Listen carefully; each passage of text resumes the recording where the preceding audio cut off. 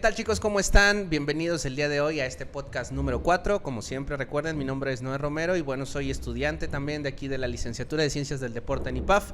Y el día de hoy estoy muy contento de presentarles a ustedes a la doctora Teresa Montes de Oca. Ella es doctora en educación, tiene un postdoctorado en calidad, equidad e innovación educativa y también es docente, afortunadamente, de nuestra institución de la licenciatura en Ciencias del Deporte. Doctora, ¿cómo está? Bienvenida. Hola, muy buenas tardes. ¿Qué tal? Buenas tardes. Bien, muchas gracias. Bastante contento de tenerla aquí el día de hoy y poder conversar un poquito, platicar, conocerla más también y sobre todo que nos dé algunos tips, sugerencias de por qué es necesario estudiar la licenciatura en IPAF, ¿no? Claro que sí, muchas gracias por la invitación y pues bueno, arrancamos. Perfecto, doctora. Que me gustaría saber primero por qué decidió estudiar o inclinarse por la educación. Bueno, yo de base soy licenciada en educación física, como sabes. Entonces, el área de la formación deportiva, de la formación en la actividad física, que es uno de los motores más importantes para que la gente pueda tener un aprendizaje de verdad. Todo lo que aprendemos, lo aprendemos básicamente a partir de las sensopercepciones y de nuestro movimiento físico. Claro, ok, perfecto. Doctora, ¿usted por qué considera que sea importante la profesionalización en el área de la actividad física y el deporte? Bueno, pues yo creo que es importante primero porque es un término muy serio al estar tratando con gente, al tratar de no lastimarla y al tratar de que se tengan mejores resultados deportivos en la competición también. Pero sobre todo porque soy usuaria de centros deportivos en donde de repente ves gente que no está preparada, que te lastima y que te trata de exigir cuando tu cuerpo te dice que ya no. O sea, prácticamente es necesario saber con qué conocimiento contamos para tomar mejores decisiones, ¿no? Y con base en eso poder ayudar a las personas que están bajo nuestra responsabilidad. Así es, al entrenar a un sujeto tú estás trabajando con una máquina muy inteligente que te va dando algunos datos, pero que también tendremos a lo largo de la vida, tendremos que aprender a escucharla, para que de esta manera también el sujeto que entrena tenga una vida motriz mucho más larga a lo largo de su trayecto de vida, ¿no? De lo contrario lo truenas y al principio de su vida terminas lastimándole rodillas y ya es un sujeto que se aleja de la actividad física y como consecuencia tienes grandes grupos de población enferma, con enfermedades que son muy lamentables y que además nos dejan un gasto económico en términos de salud también muy fuerte, ¿no? Muy amplio, sí, claro, en eso tiene usted toda la razón. ¿Considera que la innovación tecnológica y la implementación de herramientas, por ejemplo, como la inteligencia artificial, hoy en día debería ser un aspecto relevante o algo que debería de considerar el licenciado en Ciencias del Deporte para poder utilizarlo con base en la mejora continua de cada una de las posibilidades que nosotros tenemos de ayudar a las personas? Claro, no nos podemos salir del entorno en donde estamos viviendo. La tecnología hoy es una herramienta no solamente para el entrenamiento físico, tenemos un montón de aplicaciones que nos ayudan a gestionarnos, a ir regulándonos, nos ayudan a medir qué quema calórica tienes, todos estos instrumentos nos van a ayudar, pero además nos van a garantizar que el licenciado en actividad física y deporte pueda tener también una economía en cuanto a cómo vas a manipular esos datos para que luego entonces el entrenamiento deportivo sea mejor. Entonces estamos hablando en términos de ser más eficientes prácticamente. Somos más eficientes, pero somos también mucho más económicos en cuanto al gasto que tú requieres para poder tener un plan de entrenamiento, el que sea, mucho más consciente, mucho más preciso y que además estos dispositivos te ayudan a compartir los resultados. Cuando tú nadas te dice incluso qué distancia estás nadando, con cada uno de los estilos, en qué tiempo, en qué lugar estás nadando, con una piscina a lo mejor de 50 o 25 y eso te va a arrojar como entrenador datos para que puedas mejorar el rendimiento de ese atleta. Sin embargo también creo que es importante considerar tal vez de esta parte tecnológica qué aspectos nosotros podríamos solventar como de una manera ecológica y tal vez qué otros aspectos a lo mejor podríamos trasladar al terreno del campo normal, ¿no? Para poder crear inclusive esa diferenciación y de saber cómo rindo yo como entrenador o como preparador físico cuando tengo ciertas herramientas y cómo rindo cuando no las tengo y cómo puedo ajustar, ¿no? Mi entrenamiento a esa parte. Aquí lo que vemos es dos aspectos, ¿no? Primero, la disminución de la huella de carbono que podemos dejar, no necesitamos tener impreso prácticamente nada, y la velocidad con la que podemos compartir los datos, para que entonces también tengas esa posibilidad de predicar con el ejemplo y puedas tener tiempo libre y descanses, porque en la antigüedad hacíamos todo a mano y hacíamos muchísimos cálculos matemáticos que nos llevaban a lo mejor la mitad del entrenamiento de la tarde, que tú decías, ya no tengo tiempo libre, ¿no? Y es un poco contraproducente. Sí, el mismo trabajo te exige a ti tal vez trabajos extra horarios y que sobre todo te somete a una carga que ni siquiera estabas dosificando en ti mismo, ¿no? En ese aspecto. Ok, perfecto, doctora. Desde su perspectiva, ¿qué beneficios y ventajas profesionales cree usted que se adquieren al tomar la licenciatura aquí en IPAF? Mira, a diferencia de otras instituciones que conozco, IPAF te da la ventaja de tener unos horarios muy flexibles y además de subirse de verdad al carro de la modernidad. Es decir, los programas son verdaderamente adaptados a cada uno de los gustos y necesidades de los estudiantes. El estudiante tiene muchas opciones para poder acceder a las clases, grabaciones, estar de manera presencial, la comunicación por medio de plataformas te da la ventaja de personalizar la enseñanza. Y entonces de verdad estás atendiendo a las necesidades que ese estudiante tiene en el proceso que vaya, aunque forme parte de un grupo, es verdad, pero tienes la oportunidad de decidir qué le falta a cada quien y entonces apoyarlo y tener los mejores resultados para que todos tengan un progreso observable. Cuando tú tienes ese progreso, esa seguridad que tienes también en el entrenamiento deportivo, se va a ver mucho más potenciado. No te quedas solamente con lo que aprendes de un libro, sino con lo que aprendes de los compañeros, con lo que aprendes de tu maestro, con lo que aprendes de todos los medios que en la actualidad tenemos, llámese cualquier recurso tecnológico, redes sociales, etcétera, ¿no? Se amplifica mucho. Sí, claro, y eso es bastante importante, sobre todo para nosotros como alumnos, poder tener esa confianza de que la educación que estamos recibiendo en la institución donde estamos decidiendo formarnos, pues realmente nos pueda proporcionar ese apoyo y nos brinde ese respaldo que nosotros estamos buscando al final del día, ¿no? Eso es algo bastante interesante lo que usted menciona, maestra. Por ejemplo, dentro de las materias que usted imparte aquí en IPAF, ¿qué cree que ha sido tal vez alguna de las limitantes que han tenido mis compañeros alumnos o los chicos inclusive de nuevo ingreso en cuanto a las cuestiones de la información que traen de afuera y con la información que empiezan a corroborar y a comprobar aquí, ya que están dentro de la licenciatura?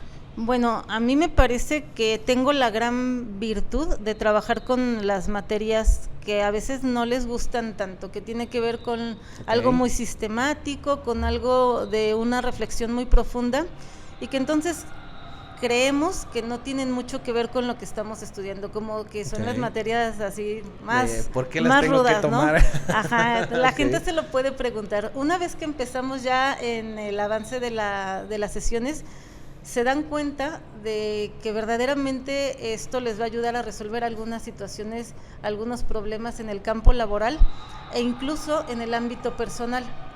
Hablamos, por ejemplo, de antropología filosófica, donde nos planteamos aspectos como por qué la vida y por qué la muerte, ¿no? Sí, claro. Pero lo llevamos al terreno deportivo y entonces decidimos por qué inicio una vida deportiva. Exacto. Y luego cuándo y cómo me tengo que retirar, porque siempre hay un momento en el que te tienes que separar de la actividad competitiva y uno que lo vivió como atleta es muy complejo. Pero lo tienes que ir trabajando porque la vida pasa y en deportes como la gimnasia que son de temprana caducidad, pues obviamente esto te hace o te genera la necesidad de verlo desde antes, ¿no? A los 15 años tú ya vas viendo que si no lograste tal, entonces te tienes que empezar a plantear qué vas a hacer y esto es como una muerte, ¿no? Es un duelo y hay una serie de pasos que vas a cubrir y luego entonces encuentras el sentido de la asignatura, de la materia, y no me vienen con unas ideas preconcebidas, ¿no? Vienen con ideas de la vida cotidiana que son muy útiles para poder contribuir. En términos de lo deportivo, hablando por ejemplo de la gimnasia, hay mucha gente que piensa que pues es muy complejo, pero ya cuando nos damos cuenta que la gimnasia es la base prácticamente del movimiento humano, entonces le encontramos más sentido y a la gente le da menos temor abordarla, ¿no? Y sobre todo que vamos encontrando esas relaciones precisamente de inclusive lo que hacemos en el día a día y a lo que hacemos ya en la cuestión especializada de lo que nos dedicamos, ¿no? En ese aspecto. Claro. Eso es bastante interesante y sobre todo, por ejemplo, profesora, en la materia de metodología de investigación que usted sé que también imparte, ¿por qué, retomando un poquito de lo que hablábamos antes de iniciar el podcast, por qué cree usted que es necesario tener investigación en el ámbito deportivo y sobre todo a mí como profesional, ya como licenciado en ciencias del deporte, en qué me ayuda muchísimo a mi toma de decisiones el tener esos datos de investigación y poder hacer ciertas comparativas? Bien, primero hay dos cuestiones importantes, ¿no? En algún momento tú vas a encontrar artículos de investigación con algunos resultados. Exacto. Y entonces vas a confiar en que eso, implicación de métodos o recuperación, horas de sueño, horas de pantallas, etcétera, te van a ayudar o a beneficiar y lo puedes aplicar en tus equipos. Okay. Por otro lado también está la investigación que tú haces. Claro. Y la investigación que tú haces surge siempre de una problemática que estás observando. Entonces, ¿en qué te va a ayudar? Por un lado, mejoras los resultados del entrenamiento deportivo, pero por otro lado, resuelves los problemas particulares que tienes en el campo en el que te estás desempeñando. Claro. Si yo veo que mis atletas llegan siempre tarde, a lo mejor lo único que hago es modificar los procesos de motivación, que no son cosa menor, pero claro, tengo que hacer un estudio sistemático para saber si es eso lo que está fallando o es que ya no cerraron la línea 1 del metro y entonces ¿cómo llegas, no? Exactamente, sí. Eso sí, o sea, estar prácticamente al día de las cuestiones que también pueden afectar precisamente algo que usted mencionaba y que es base importante de que unas personas o el grupo que tú estás entrenando tenga precisamente esa progresión y esa adaptación, la adherencia, que es base fundamental de que la gente pueda mejorar su salud o pueda mejorar su rendimiento en términos ya de un ambiente competitivo. Muchas veces no se toman en cuenta los factores psicológicos, emocionales, que pueden afectar al desarrollo del atleta o de la persona y que creo que son bastante importantes y que muchos profesionales van dejando como de lado, ¿no? En ese aspecto, maestro. Claro, hay algunas áreas en las que estamos prestando poca atención. Algunos podrán decir, bueno, en la actualidad está de moda hablar de la salud mental y sin embargo es importantísimo que la gente esté regulando sus estados emocionales, claro, para poder tener una vida mucho más plena, que al final es lo que buscamos con el deporte a lo largo de toda la vida, ¿no? Pero también tenemos este exceso de horas de pantalla, también tenemos las pocas horas de sueño que los adolescentes y jóvenes están teniendo como ya una constante, claro, porque terminan sus actividades y se pegan al videojuego y luego se les llegan las 2, 3 de la mañana, al otro día se van a la escuela y llegan a nuestro entrenamiento muy fatigados, ¿no? Sí, pero cuando los chicos tienen la claridad de que estos procesos les están afectando, les puedes ayudar a dar ciertos tips para que tengan hábitos saludables y su entrenamiento sea mucho más, además de que tenga más impacto para los resultados, que siempre nos está importando, que tampoco se nos vayan a lastimar porque hay un sujeto cansado, ya fatigado, ¿no? Claro, sí, y eso es precisamente algo que te ayuda a conocer áreas o materias como metodología de la investigación, para que también tú, aunque observes un paper o observes algún nuevo estudio científico, tengas la capacidad de inclusive cuestionar parte de lo que se hizo en esos estudios y poder tomar esa decisión de si te funciona esa información, si es aplicable al grupo que tú estás llevando o si necesariamente tendrías que extrapolarlo junto con otros datos, ¿no? En ese aspecto. Claro, en definitiva yo creo que estamos transitando por la época más informada en la que el ser humano puede estar. Tenemos mucha información en la palma de nuestra mano, pero también sabemos que no toda es confiable. Exactamente. Y a partir de eso, desde la educación básica y hasta la educación superior, tenemos la obligación todos de estar muy atentos a ver qué seguimos, ¿no? En la pandemia lo vimos muy claro, había muchos médicos que después dudábamos incluso si lo eran, porque nos daban muchas recomendaciones que llegaron a estresar más el proceso de pasar por esa pandemia. Yo terminé lavando prácticamente todo en mi casa, era la casa más higiénica, yo creo, pero era muy estresante esto, ¿no? Por el desconocimiento mismo y todo. Ahora que nos lo explican con más claridad, que ya hay mucho más estudios sobre esto, decimos, de nada nos servía tener la despensa lavada, ¿no? Exactamente. Nada más le quitabas la etiqueta a todo y ya no sabías si la lata era de champiñones o de chiles, pero bueno. Claro, final, claro. La información siempre es importante. Y luego este soporte de conocimientos que tú tengas con el cual puedas validar o no. Sí, exactamente. Y eso es algo bastante interesante porque llega a suceder que porque creemos que leemos a lo mejor un paper actual o un documento que acaba de salir, ya es 100% confiable y sobre todo tenemos que aplicar tal cual están los métodos o tal cual están los datos, el resultado en nuestras poblaciones sin tener parte de un juicio y sin tal vez poder identificar si realmente esa información me sirve y en primera, si yo tomo la decisión de por qué la voy a leer, porque me ha pasado, ¿no? Claro. Y me ha pasado inclusive con compañeros de, oye, ¿ya leíste tal paper? No, pero está buenísimo. Ok, la pregunta es, ¿de qué habla? No, pues de esto. La verdad no es un tema en el cual pues yo lo necesite leer, no porque no quiera hacerlo, sino porque no es un área hacia donde estoy referido, ¿no? Pero sí he visto casos también donde tal cual lo leen y se aplica y entonces, híjole, es que no resultó, es que no viste el contexto tal vez completo. Y eso se me hace interesante en ese aspecto, doctora, porque muchas veces la toma de decisiones también tiene que ver con el nivel de conocimiento que ya tengamos, ¿no? Por supuesto, eso, o sea, mientras más bagaje de conocimientos, de experiencias, de cultura tengas, vas a tener una mejor forma en la que vas a filtrar la información. Y este filtro siempre pasará pues por los autores que estén soportando esa investigación o ese artículo, que básicamente los artículos científicos siempre van a tener la vigencia de acuerdo al momento en el que se está aplicando y luego a la dinámica que tiene el grupo social con el que estás trabajando.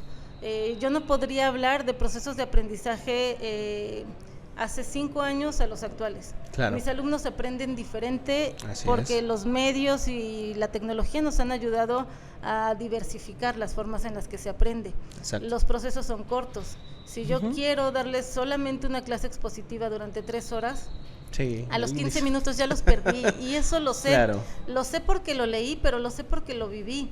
Y lo sé porque me paré de pestañas cuando estaba solamente en clases sincrónicas y que me decían, es que tienes que tenerlos aquí las 3 horas. La verdad es que en esas escuelas yo he decidido mejor no participar porque de verdad que se han quedado rezagados. Okay. Esa situación en donde el alumno solo te escucha por 3 horas a través de una cámara, de una pantalla, la verdad es que te va a perder, ¿no? O sea, creo que a todos nos pasa. Claro. Incluso ahora que somos, y no tan orgullosamente multitask, que decimos no atendemos a nada en realidad, ¿no? Estás viendo una serie que elegiste tú en la plataforma que más te convenció y a los 10 minutos estás buscando qué en el celular, o sea, somos muy dispersos. Sí. Si yo no considero eso como parte del aprendizaje, no voy a llegar con los alumnos, claro, pero tampoco con los atletas, porque entonces les doy una explicación metodológica de la técnica de tal, sí, el atleta dice no, bye, que necesita verlo, o sea, necesita vivirlo para poder entonces de manera mucho más sensorial corregir sus errores, ¿no? Y luego que no estés como a mí me entrenaban, no te salió, repítelo, no te salió, descansa, para que entonces tu cerebro pueda ajustar los esquemas mentales necesarios y el movimiento se dé. Sí, precisamente es crear con conocimiento y con justificación todo un framework, toda una estructura que a ti te permita ser eficiente en el tiempo, para el tiempo y durante el tiempo que tú necesitas que ese atleta tenga la adherencia, tenga la parte del rendimiento y sobre todo que sepa inclusive por qué esa actividad motora que tú le estás desarrollando a hacer o que le estás poniendo a hacer, tenga que tener esa conciencia para poderlo adquirir, ¿no? En ese aspecto. Entonces, básicamente también el docente tiene que actualizarse sobre los métodos de enseñanza que le permitan la retención para la comprensión de la información en el alumno, ¿no? Claro, todos son procesos, si lo vemos así, y son procesos integrales. El niño que yo atiendo en la educación física en la escuela es el mismo niño que yo atiendo en la actividad deportiva por la tarde. Claro. Sus procesos se tienen que ir dando de acuerdo al desarrollo evolutivo, de acuerdo a la edad. Tiene que ver evidentemente emociones, sentimientos, su alimentación, sus horas de sueño, la forma en la que se relaciona con otros.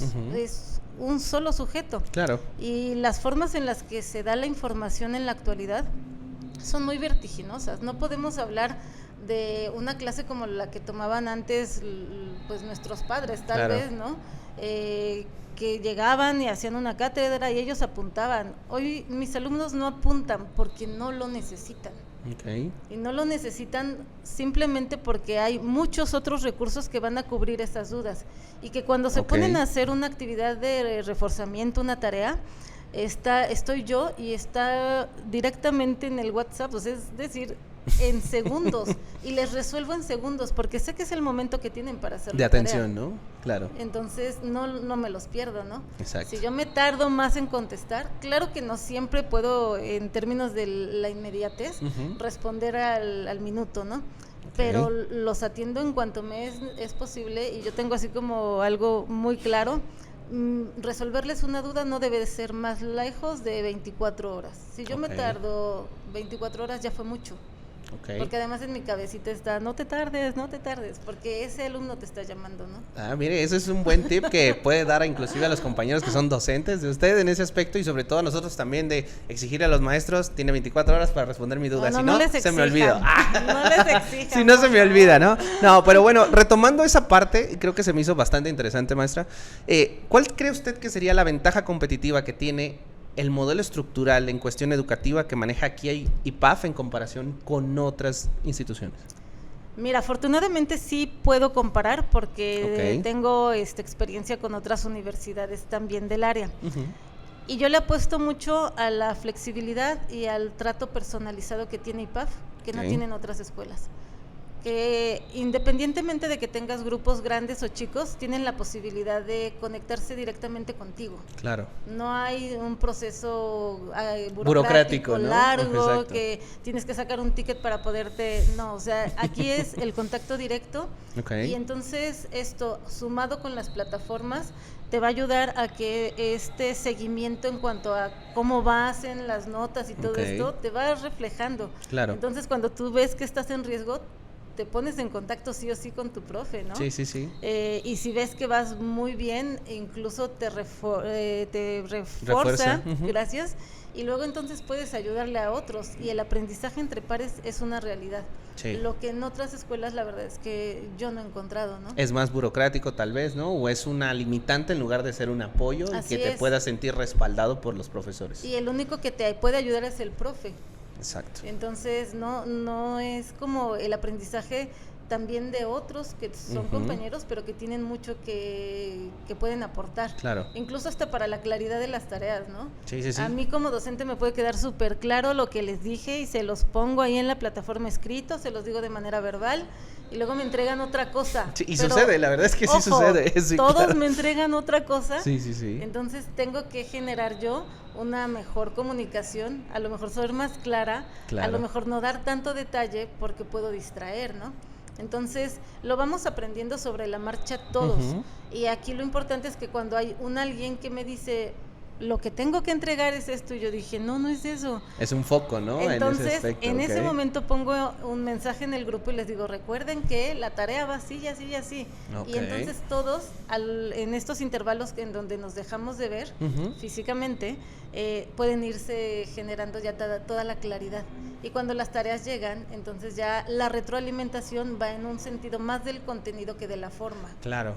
Y es mucho más eficiente porque realmente usted ya comprendió que la estructura de la tarea sí la entendieron y tal vez ya, precisamente como menciona, ya voy a hacer mi retroalimentación más específica que más de, a ver chicos, no, es que la tarea era otra cosa. Y eso es una realidad, maestra, porque sí es bastante interesante que nosotros en los grupos de WhatsApp de repente, oye, ¿le entendiste? No, pues es que yo entendí esto. Y es que, híjole, ¿qué habrá querido decir? Y entonces es un teléfono descompuesto bastante divertido, pero todo el mundo entrega otra cosa, ¿no? En ese aspecto.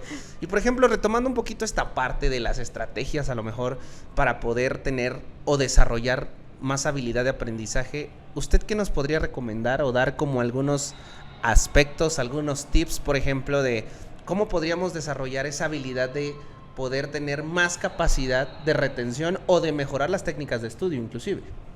Ok, está bien padre, porque en la actualidad y a partir de un estudio que hicimos algunos docentes en el área de educación física, vimos que el adulto tiene procesos de atención y memoria de 15 minutos. Lo que digas en 15 minutos es valiosísimo.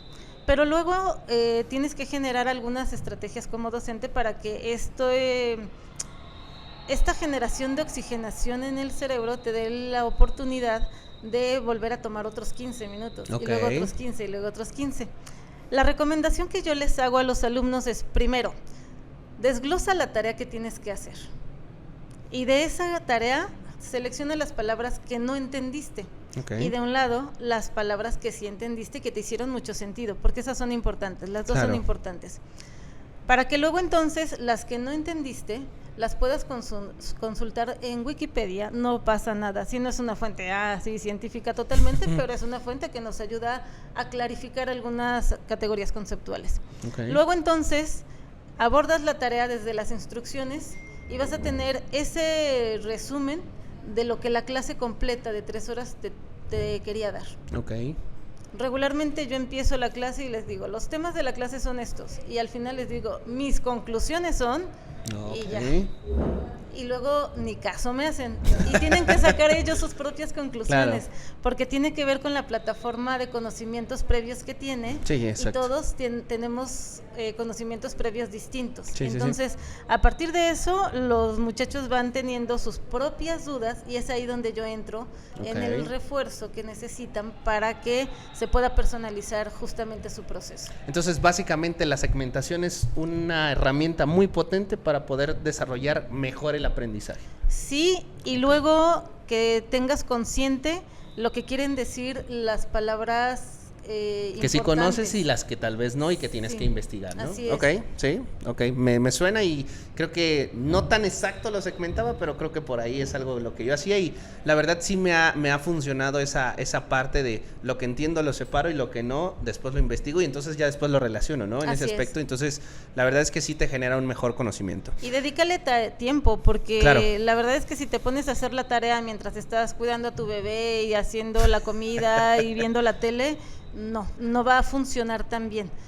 No digo que no funcione, habrá quien te diga, sí, yo puedo con todo, pero de verdad que si le dedicas 10 minutos a la tarea, es mucho más productivo en términos del aprendizaje significativo, 100%. Que si estás haciendo media hora con todas las tareas juntas, ¿no? Y aparte del déficit de atención, obviamente descarga energía para otros lados donde no requieres, ¿no? En ese momento. Sí, hay muchos estímulos en el mundo. Sí, exacto. Muy bien, maestra. ¿Usted por qué recomendaría IPAF? Bueno, primero porque creo que de verdad les da la oportunidad de tener una diversidad de horarios y de contenidos que no se tienen en otros contextos, ¿no?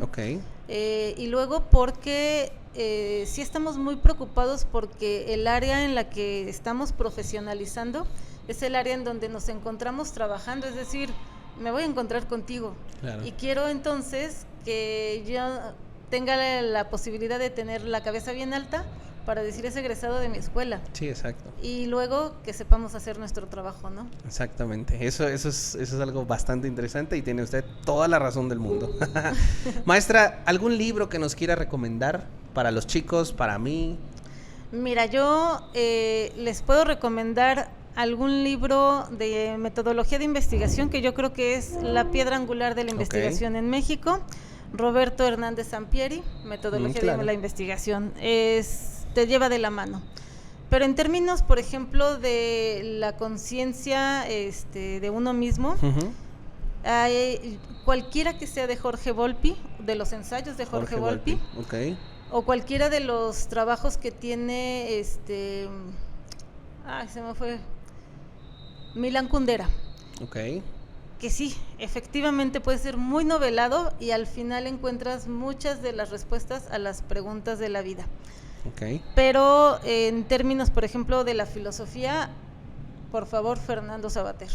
No Fernando Savater, Entonces los tres fueron Fernando Savater, Jorge Volpi y Milan Kundera. Y Milan Kundera. Chicos, anoten esos 3 autores porque es recomendación de la doctora, así que creo que van a estar muy buenos esos temas. Y además la lectura es súper ágil, al ser un poco ensayo, un poco novela. A lo mejor el más denso es Fernando Savater, pero es muy accesible en términos de la comprensión. No utilizan términos rebuscados y cosas así. Exacto, okay. O sea, es bastante cercano con la vida real. Ok, perfecto. Bueno, maestra, de verdad, a mí me gustaría estar aquí muchísimo tiempo más, pero bueno, creo que también usted tiene actividades que realizar. Y para cerrar el podcast del día de hoy, ¿qué frase es característica de la doctora Teresa? ¿Qué frase generalmente usted utiliza como para cerrar con broche de oro? Bueno, creo que dentro de todas las cuestiones que a mí me ayudan a la vida, más que una frase, es siempre ser puntual, siempre medirte contigo mismo y siempre tener tiempos para todo. Organización. Para tu gente, para tu descanso, para tu esparcimiento, para tu alimentación. No podemos comer en 5 minutos, chavos, no hace bien. Y que la verdad es que disfrutemos de la plenitud de la vida, ¿no? Ok, maestra, pues bueno, ha sido un gusto gracias. De verdad tenerla aquí. Chicos, ya saben, si quieren tener docentes como la doctora Teresa, tienen que venir aquí a IPAF, estudiar la licenciatura en Ciencias del Deporte, que como bien nos dijo ella, es una de las excelentes recomendaciones que tenemos hoy en día. Así que, maestra, de verdad, muchas gracias por darse el tiempo. Para mí ha sido un gusto compartir con usted un poquito esta charla y recuerden, nos vemos en los próximos episodios. Gracias.